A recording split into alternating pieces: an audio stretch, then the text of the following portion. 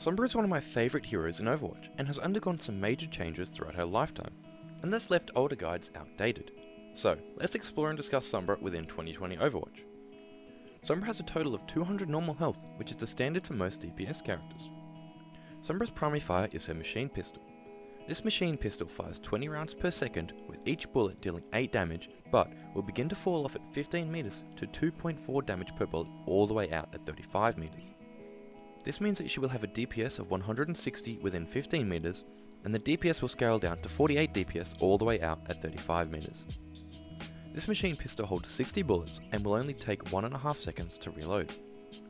Her primary fire does have spread, but however it is only a small amount of spread, so against most targets within 15 meters you should be hitting majority of your bullets. Okay, let's move on to the most important part of Sombra, her hack. Hack is Sombra's secondary fire, and is one of the strongest abilities in Overwatch. Hack is a targeted ability which can be used on enemies, their deployables, or health packs. Regardless of what you hack, the cast time is 0.65 seconds with a max range of 15 meters. Depending on what you hack, you will get different results. Let's start with enemy players. If you hack an opponent, they will be unable to use any abilities for 5 seconds, and the hack will go on an 8-second cooldown. Hacking an enemy deployable such as Torp's turret or Bab's immortality field will disable them for 10 seconds and will put hack on an 8-second cooldown. Also note that Bob acts differently and will only be shut down for 5 seconds instead of 10. Hacking a health pack will make the health pack respawn 4 times faster, and will only be able to be used by teammates. This hack will last an entire minute and will put hack on a 4-second cooldown. If Sombra takes any damage while she is attempting a hack, it will cancel it and put it on a 2-second cooldown. Her other abilities are Translocator and Stealth. Translocator is a thrown projectile will rest on the ground till it has either been activated, cancelled, or destroyed by the enemy team. Once it is thrown, it goes on a 6-second cooldown. Anytime after it has thrown, the ability can be reactivated to teleport Sombra to its location.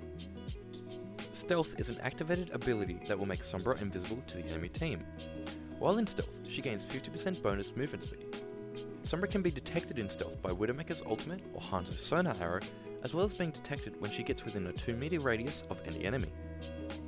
Stealth can last indefinitely, but while in Stealth, she can only use her Translocator without breaking it, as if she shoots, hacks, or takes any damage, Stealth will be immediately deactivated. Once deactivated, its 6-second cooldown starts. Now for her ultimate. Her ultimate is EMP. When activated, Sombra will emit a wide radius EMP after a short casting time of 0.35 seconds. After that 0.35 seconds, any enemy, any deployable, or health pack will be hacked. Remember that EMP does go through and destroys barriers and shield health. EMP cannot be blocked by anything other than walls, making it extremely potent and very hard to counter. There are only very few ways that EMP can be countered, such as a stun while in cast, hiding with a support ultimate like Trans or Beat to immediately use after EMP, or even a well-timed immortality field, but it is the strongest ultimate in the game and can win fights all on its own. I just would like to share some 6 quick tips for EMP. While it is strong, it is best paired with another ultimate that could have been countered, such as Shatter when they have no shield, or a Grav when they have no support. It removes any shield health of all enemies, so if Zenyatta is hit, he will be on 50 health, allowing you to almost instantly assassinate him. You can throw your Translocator into the middle of their team, and then EMP to ensure that as many people are hit as possible. Against Zenyatta, they might try to reactively ult to counter your EMP. If they have tried this earlier in the game, you can try and bait it out by throwing your Translocator at him or at his team, like you were going to EMP. EMP will instantly cancel any channeling ultimate, such as Pharah ult or Reaper ult, but will do nothing against ults like Soldier or Bastion. You can use regular hack on an EMP target, allowing you to keep them abilityless for twice as long. You can chain up to 15 seconds of hack onto a singular target if you hack, EMP, then hack again. And this is extremely lethal to characters such as Ryan, who need his abilities to stay alive and actually do something. So how do you actually play Sombra? Well, the whole reason you're playing Sombra is for her hack and her EMP, so you need to ensure that you're getting value out of those abilities, or you may as well be playing Tracer. A common misconception that I see in a lot of lower ranks are players going to play Sombra only as a backline assassin, only trying to kill support to no success. Overwatch as a game has evolved and supports are no longer as vulnerable as they once were. except for Zen. Bully him as much as you want. But Sombra may have stealth, but she's not an assassin. You should play around your team heavily, either with them on the front lines or taking an off angle, getting good damage in with your machine pistol, hacking the tanks and translocating back when you're in danger.